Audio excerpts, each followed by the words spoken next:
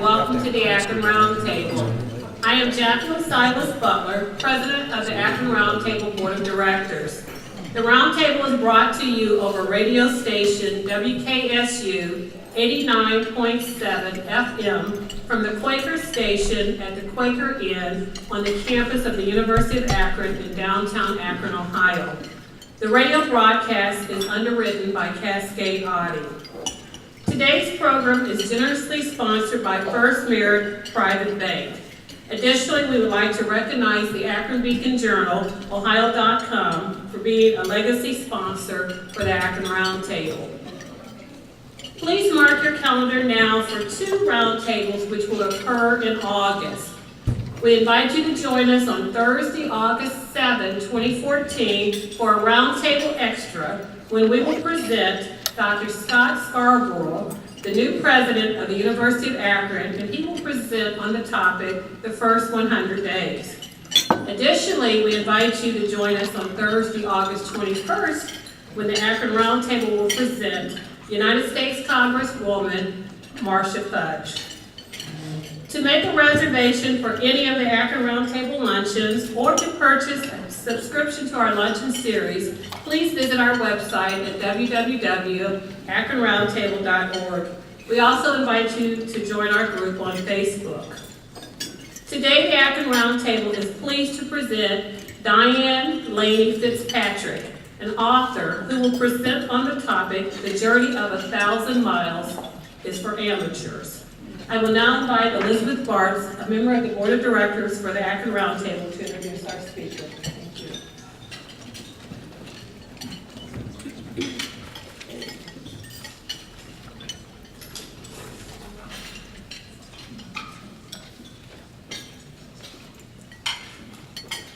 The book.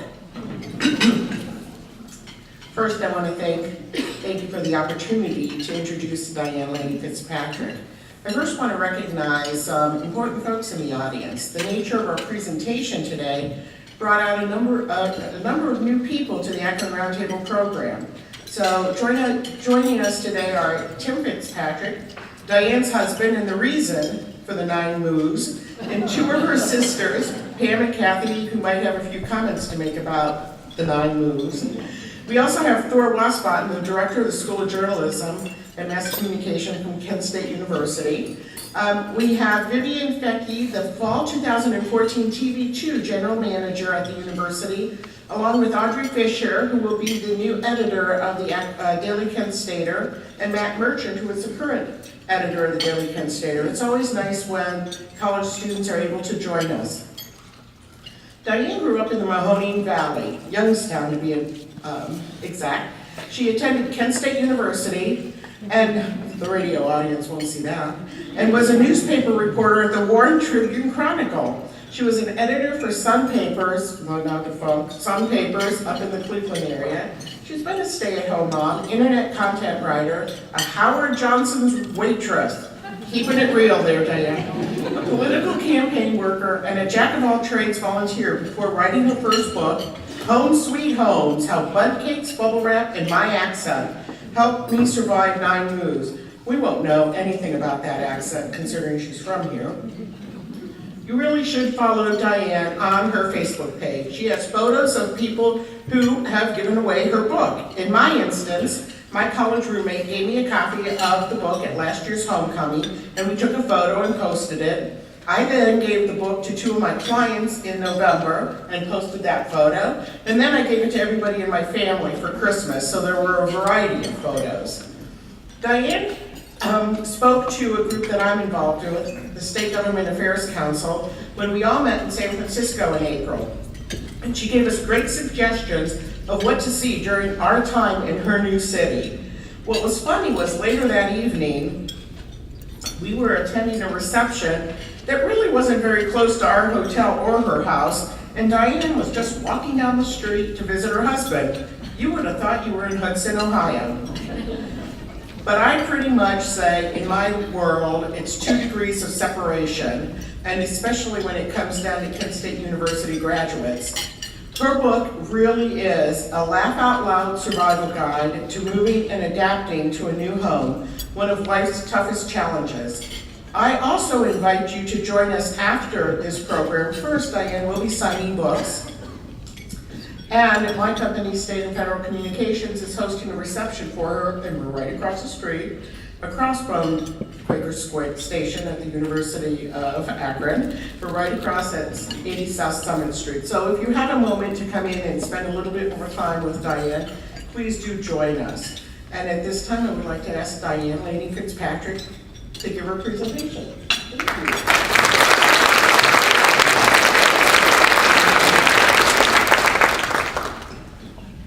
Well, thank you so much, and thanks so much for having me here. It's so great to be back in Akron, where I can say things like pop and tennis shoes, and people know what I'm talking about, and they won't try to tell me that it's soda and sneakers.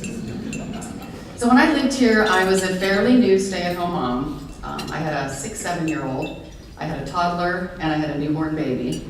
In other words, the best years of my life, according to every old person who saw me in the grocery store. And now I know that they only tell you that so you won't hit your kids in public. And sometimes they'd shout it out to me, they'd see me coming with the baby and the kids running wild and the 2 carts, and they'd say, oh, geez, look at her. She's gonna blow. I'd say, best years of your life. I'd say, thank you for the support, but really, is this the better it's gonna get? But they were right. Those were, in many ways, the best years of my life here. And to show you how much I love this area, I'll tell you this. One year for our wedding anniversary, my husband surprised me with a romantic getaway weekend to Akron. And we lived in North Canton at the time. So I know that you asked me here to speak because you wanted somebody that knew something about moving, and maybe even that was known for moving. So I guess LeBron was not available, so you're stuck with me. I do have some moving tips for LeBron, though, if he's interested. I'm a little worried that his move back here is going to be a lot harder than his move to Florida.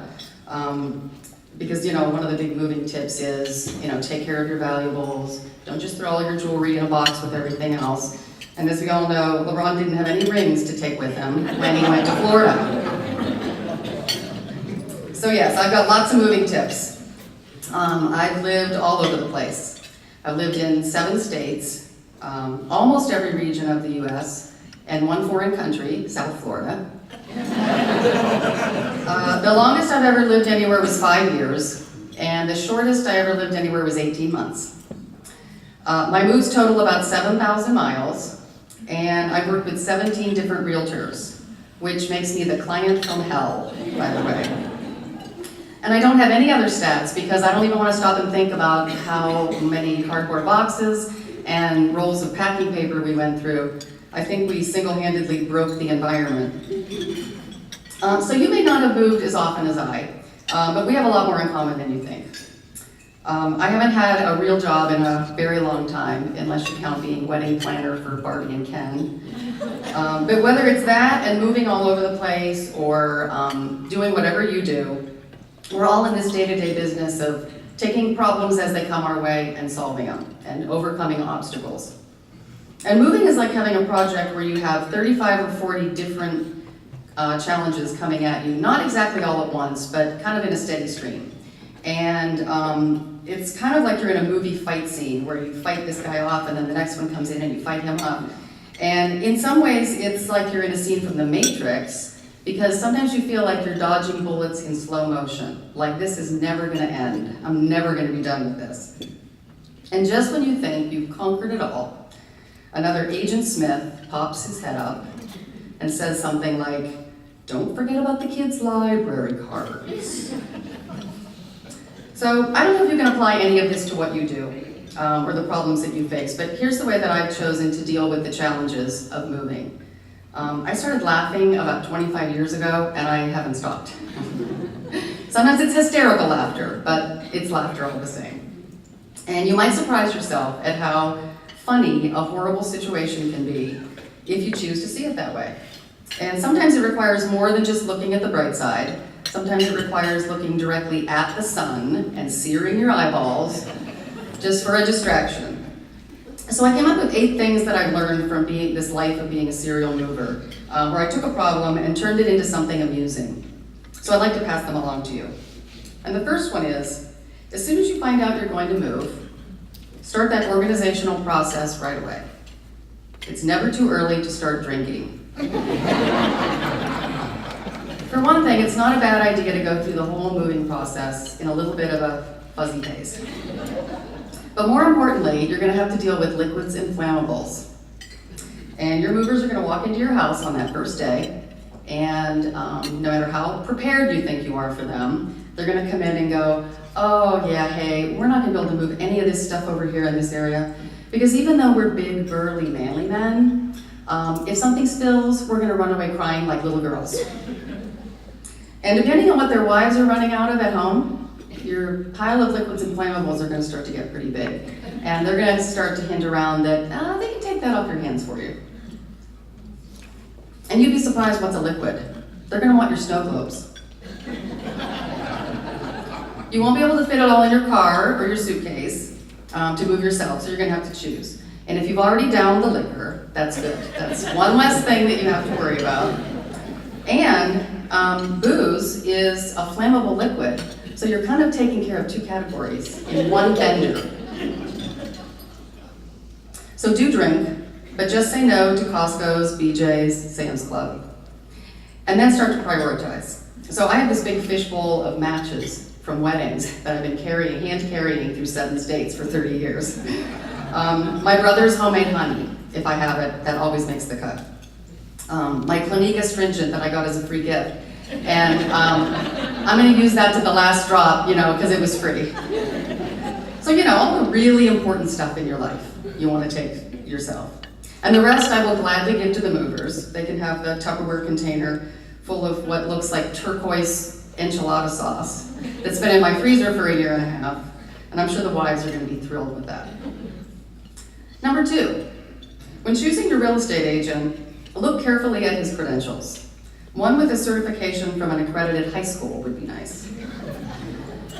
So when we were moving back here from Virginia, our plans got changed at the very last second, and I had to find a buyer's agent with a call to information. So I had to call 555-1212 and say, can you give me the name of a realtor anywhere in Summit County? And the agency that we called had a young man who was on desk duty that night, and so he was pressed into taking us house hunting the next morning. And his name was Tad, and I think he was out of high school, but I'm not sure. My brother-in-law and sister-in-law came with us house hunting, and my brother-in-law drove. And if we had let him, I think Tad would have sat in the back seat eating Twizzlers and asking, are we there yet? So I've learned to work with lots of different kinds of realtors. And just like you don't get to choose who you work on a project with, you don't always get to choose who your realtor is. You never know how it's going to work out between you. You don't know what his strengths and weaknesses are. And you don't know whether you're going to have to drop him off early for his paper route. Number 3, the appraisers and inspectors are the buzzkills of your move. Feel free to bribe them by lining their pockets with bundt cake. Frosting is optional. So I've had some really nice houses, but you would never know this from the appraisal reports that were written about them. And if any of you here today are in that line of work, I'm sorry that you have to be so mean to do your job. I would work so hard to get my house looking spectacular, so we'd pass all the inspections and get the appraisal report that we needed. And they would come in and start picking on me. And I'm a really nice person. I made them cake and coffee. And I'd get, all the appliances should be replaced. In fact, let's just say get the kitchen. And whoever let the kids choose their own bedroom paint color should not be allowed to have any more children. And I knew all this about my house, but I didn't want to hear it. Not at this point in my move, where I'm out there making those same snarky comments about other people's houses that I'm looking at. So a woman in the process of moving is not the most logical and reasonable person. You really don't want to rattle that cage, no matter how garishly painted it is. Which is why the appraisers don't say a word, they leave your house, they go back to their offices, they lock the door, they close the blinds, and they write their report. And then they change their phone number and block you from their Facebook page. Number 4, moving would be a lot easier if you were only moving material possessions. Things get more complicated when you're dealing with things with a heartbeat and body parts. So we love pets. We're a big pet-loving family. We had an 85-pound Akita in the car moving from Kentucky to Florida, a trip that I'm told that I drove myself 15 hours without stopping at a hotel. And this is something I didn't think that I was capable of, certainly not with kids, a big dog, and a trunk full of liquids and flammables. And it must have been horrible because I blocked it. But seriously though, the way people drive on I-75 and the accident that could have happened, we could have easily burst into flames and then put out our own fire. Another of our moves was from Illinois to New Jersey with a medium-sized dog, 2 aquatic frogs, and 1 badass goldfish named Lipstick. So Lipstick had been through a lot in his life up to this point. I don't have time to tell you how he earned the name Lipstick, but let's just say he wasn't born with it. I said that we loved pets, I didn't say we took very good care of them. But that move was where Lipstick really earned his chops. We had him in a coffee can with this much rust and his own filth and crumbs from the Hostess Ho-Hos in the car for more than a week. But my most recent move was the ultimate pet moving experience because we had to fly our dog, and by now we have another big dog. And as it turns out, flying a big dog is very expensive and very complicated. For that same amount of money, I could have flown to China and back round trip twice. I'm not kidding. I don't know where our dog was seated on that plane, but I hope it was at least business class. And I think it was, because when she came off, she was very mellow. So I think there were definitely some hot towels and top shelf cocktails involved. Number 5, before going to the DMV, take the time to properly prepare. One option is to abandon your car in a bad neighborhood and learn to take the bus. So if any of you are lucky enough to have always lived in the great state of Ohio, you might not be able to relate to this. But when you move out of state, the DMV is your nemesis. It's your arch enemy. There's your Agent Smith right there. You don't know hate until you have to go to the DMV and get your car registered in a new state and get a new license. And the proof is in the driver's license photos. I really wanted to put on a big screen up here a picture of my husband's Florida driver's license because it's hilarious. He is so mad. He looks like Charles Manson after finding out that the Beatles' White Album lyrics don't mean what he thought. And part of it is the preparation, these ridiculous documents that they make you gather up to go to the DMV. I mean, do you know where your marriage license is? Neither do I, ever. And when I just moved, I can't even find 2 shoes that match, let alone a 30-year-old document that has no relevance to my life right then. At that point in a move, unless it's gonna help me turn on some utilities and put away some plates, I shouldn't need it right then. But the worst thing about the DMV is the wait. You were forced to wait so long, and the hatred is just building up, and you're sitting there like a little anger factory, working overtime. And they finally call your number, and all of that disappears instantly and is replaced with Stockholm Syndrome. And there you are, up at that counter, being so nice to that horrible woman that made you wait so long. And you don't dare complain about how you're being treated because she holds your future means of transportation in her hands. So the DMV never hears any complaints. They think they're doing a bang-up job. So there's zero chance that it's ever going to get any better at the DMV. Number 6, when you sign your kids up at the new school, you'll need a trustworthy person as your emergency contact. The Yellow Pages is so last decade, but Angie's List is here to help. So that's always been one of my biggest challenges when I'm moving. In order to be taken seriously, you have to have some street cred, and no one knows you, and no one likes you. So whenever I had to register my kids at their new school, I'd be filling out these forms and this big stack of forms, and I'd get to the emergency contact sheet. And they would insist that I put down some names and numbers of local people besides my husband and me. Well, we didn't know anybody. There wasn't anybody. And at that point in your move, it's pretty grim. You know, things are probably not going real well in the self-esteem department. So the last thing you need is some school secretary telling you that you have no friends. So I suggested that the school secretary put her name and number down, since she was the first person I had met in the state. I said, you know, you seem nice. You have a job, you're probably very responsible. You work at the school, you work right here at the school. This could be so convenient for me. And speaking of your children being the new kid at school, number 7, your child will go from being team leader at Brilliant Camp to being flagged for special ed. My kids each went to a number of different elementary schools each, so I can say with authority that there are about 5 different ways to print. There are about 6 different ways to make a capital cursive F, and an equal number of ways to show your work in math, carry numbers, dismount from the trampoline in gym. So in school and out, my kids have had to try to figure out how everyone else is doing it without looking dumb. So we've had to figure out how to do homecoming, skirt and a sweater, or evening gown and sparkly hair. The Pinewood Derby, carve a piece of wood, slap on some wheels, tape some pennies to the top, or hire engineers from Hoover. Kids' birthday party goodie bags. The first birthday party my daughter was invited to in South Jersey, the party favor was a hand-painted chair. So I'm walking home from the birthday party carrying a chair that was painted in Esmeralda, Hunchback of Notre Dame theme colors.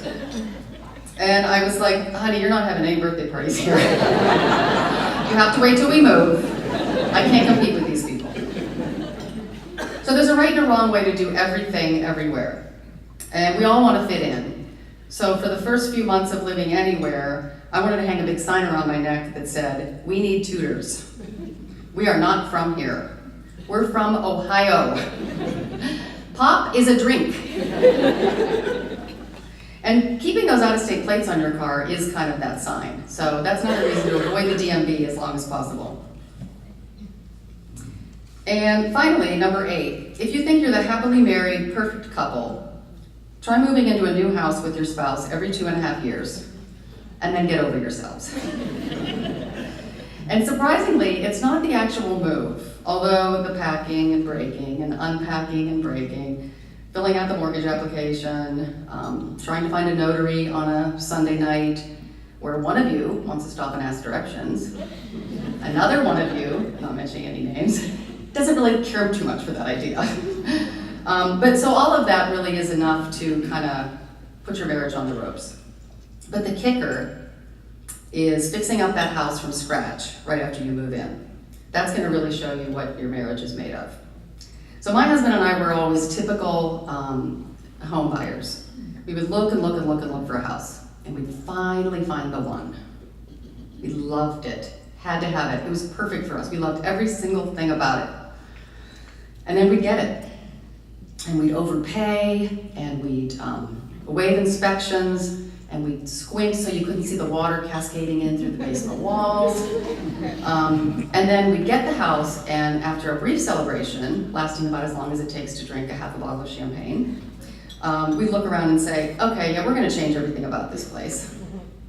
And changing everything about the place sometimes involves hanging wallpaper together, never advised, deciding on how high pictures should be hung, and other decisions that you really only want to make once and in a relationship, and preferably right after the wedding where there's still a little bit of politeness between you. And every move, I have to try to convince my husband that we need a kitchen cabinet designated just for the dishes that we never use. And my husband tries to convince me that it would be a great idea to replace the dining room table with a foosball table. And we've done this a bunch of times. We survived it, and you still can't play foosball in my dining room. So I think I'm winning. But you know, all of this is more than just about surviving. It's about thriving. And the best thing about moving is, after all of the work, when you collapse into bed at the end of the night, or at the end of the day, And you get to wake up to this new place, where everything's new, and all the people are different. And yeah, there's, a lot of unpacking to do, and you probably can't even get from the bed to the bathroom without tripping over some boxes. But there's also a lot of adventure. But the internet is full of this sentence: moving is second only to death in the things that we hate to do the most. And that's terrible. I mean, it's bad when Turkish prison is preferable to moving. But if we let that kind of negativity affect our decisions, we're just gonna miss out on a lot of stuff. In every place that we've lived, I have been a tourist in my own backyard. And I'm shameless. Just recently, I took the big bus tour of San Francisco. And people on the tour bus are all tourists, and they're all saying, "Oh, so where are you from?" And I said, "Oh, up on Pine Street there." We just passed my house a couple blocks ago. But I consider myself so lucky because I've been able to live near some of the most beautiful and fascinating things in this country. And not on vacation, but these were things that were in my town, my home. And a lot of them are right here. But you know that better than anybody. I know that I'm preaching to the choir when I say, hey, go out there and be a tourist in your own backyard and get to know everything that there is to do in Akron, because you know that better than anybody. And you not only take advantage of that, but you're all really great advocates for Akron and this area. So all that I can add to that is that I highly recommend the romantic getaway weekend. Thank you very much.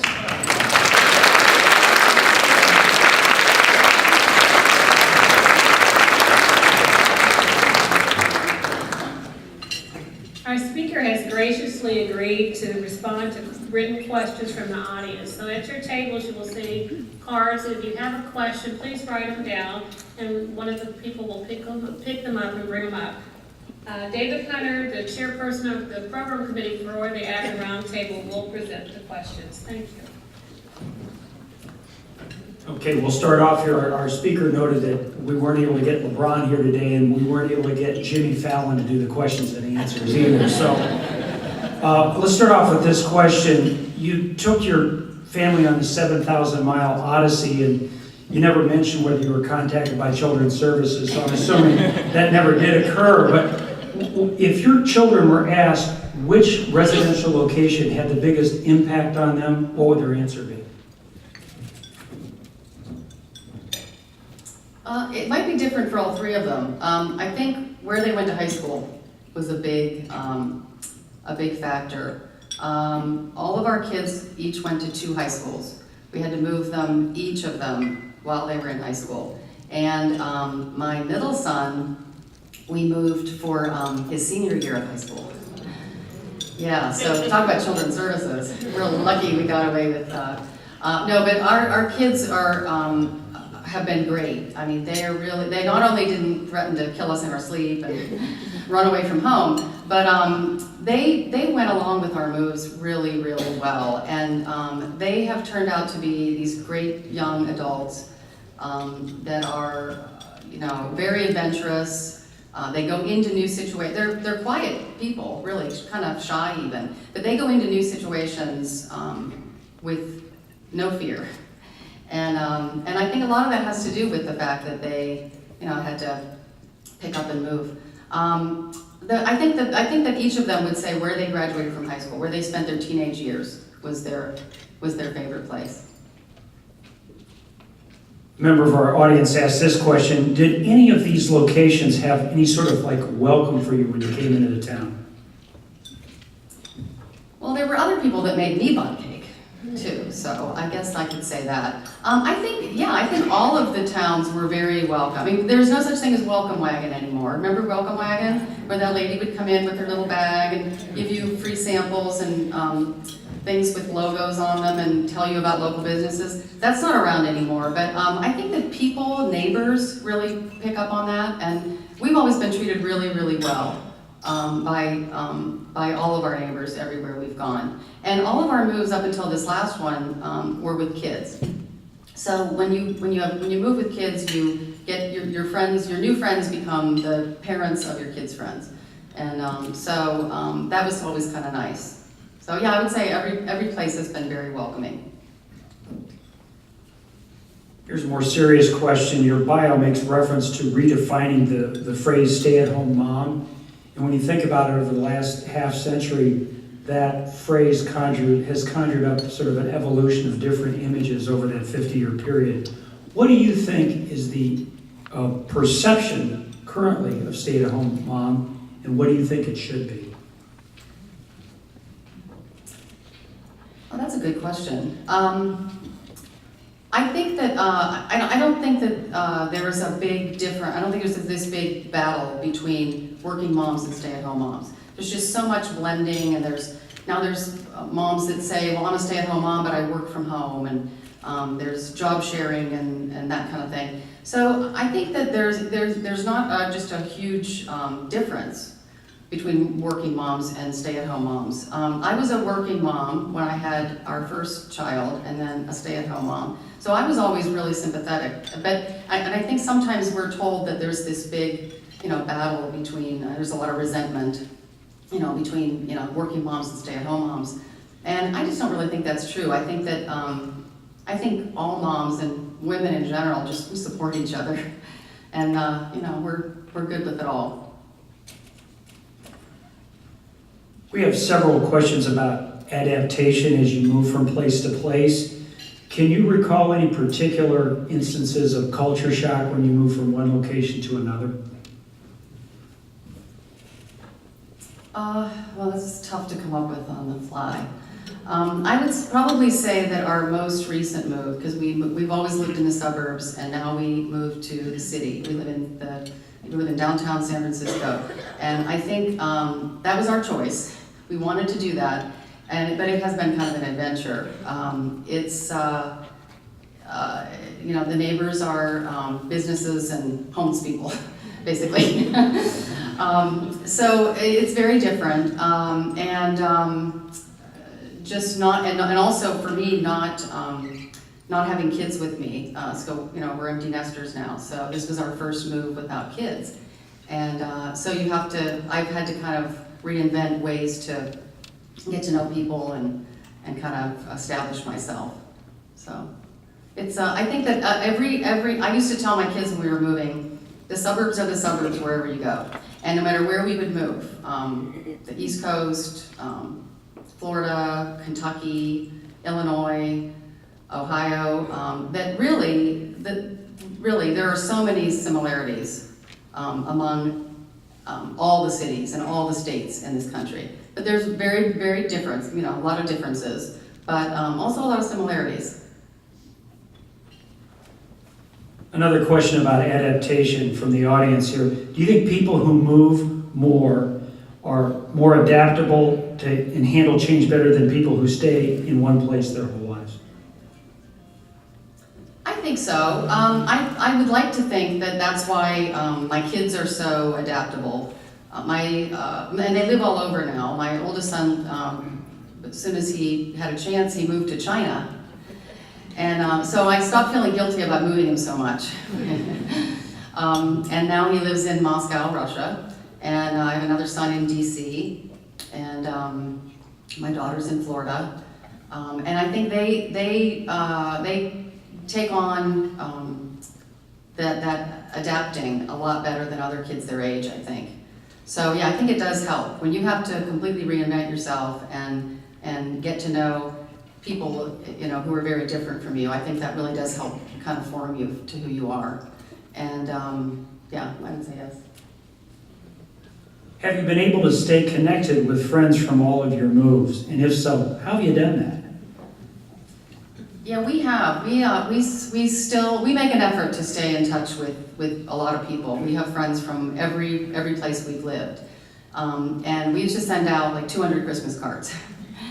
And we were loath to let somebody off the Christmas card list because that was kind of the last tie with them. So, and now social media. I've reconnected with people that in fact, a couple of them are here today, our friends from Youngstown who we live near, and I've stayed in touch with them on Facebook, and so it does get a lot easier. It makes the world bigger, but it also shrinks the world a little bit. But you do have to make an effort, and every time we've moved, the people that we thought were gonna make a real effort and stay in touch with us weren't always the people that did. And the people that we didn't even really know that well made more of an effort to stay in touch with us. So it's interesting. Here's a question that involves an oxymoron. They said, did you ever find a good realtor? Oh yeah, we found lots of good realtors. We've worked with every kind of realtor there is. I think our favorite realtor was a woman whose name was Helen in South Jersey. And she was about this tall. And she was a Spitfire. She was probably, I don't know, 70 years old, and she ran circles around me. And her claim to fame was, when she listed our house, she pulled into the driveway, got out with a sign, stuck a sign in the yard, and I went out and looked at it, and it said, "I'm beautiful inside." We teased her about that, and my husband, was making people pose in front of it, and taking pictures, and we had some fun with that sign. But you know what? We sold the house in 11 days, so I give her a lot of credit. We have time for 2 more questions. Knowing that you're a Northeastern Ohio native and you've lived in all these different places, have you been able to observe elements about other residential locations that would be helpful for Akron in trying to make this place, which is a great place to live, even better? I don't think you can do anything more. I think Akron has such a great reputation in the country. And I know I made that LeBron joke, but really, I was saying it at our table, the way that Akron and this part of Ohio has just, kind of turned around and been so forgiving and embraced him and got really enthusiastic about that instead of, crabbing about it, about the past. I think that really says a lot about this area. I mean, it's really cool to see. But no, I think I think that you guys are doing a great job. You have so much to do here. There's so much that this area has to offer. Michael Evans is here, and I don't know if you know, writes a blog that I follow. It's called Ohio Adventures. And he blogs about, he's always like hanging off something or rappelling down something or climbing something. And so I love to, read about that kind of stuff because that's, local people promoting all the great things that there are to do here. We'll close with this question. You've painted this portrait of traveling 7,000 miles, laying down roots, uprooting your family, moving to another location. But wait a minute. You're an empty nester now, and you live in San Francisco. So should our image of you and your husband be the two of you as the end of the day, watching the sun go down over the Golden Gate Bridge, drinking some nice Napa wine and listening to Al Green? Or should it be something else? Tell us what it's like for you now. Okay, I don't really think that was written down there. I think he was making that up. We love our life in San Francisco. It's very busy. We're right in the heart of the city, and there's so much to do. And one of my sisters lives there, so we have family there. So it's kind of like the perfect world, really. We have a great house. We have a lot of fun, and we have family. And California is great because there's the ocean and there's wine country and city. So yeah, I won't brag, but we have a pretty good life there. Yeah, we love it.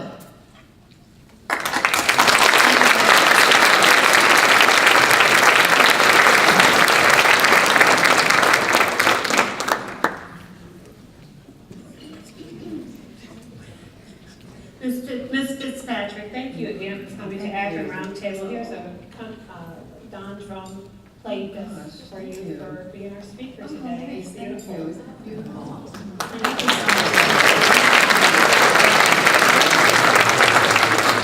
much. We really enjoyed that. I was trying to figure out how this was going to work. You did a great job, and thank you all for your questions. Thank you very much. We invite everyone to join us in August for the 2 roundtables. August 7th, where we will have Dr. Scott Scarborough, who will be presenting the first 100 days. He's our new president at the University of Akron. And also on August 21st, where we will have Congresswoman Marcia Fudge, who will present to us. Again, thank you for coming, and we look forward to seeing you next month. Our speaker has books in the lobby, and she has agreed to sign them for us. Thank you for coming. Enjoy your day.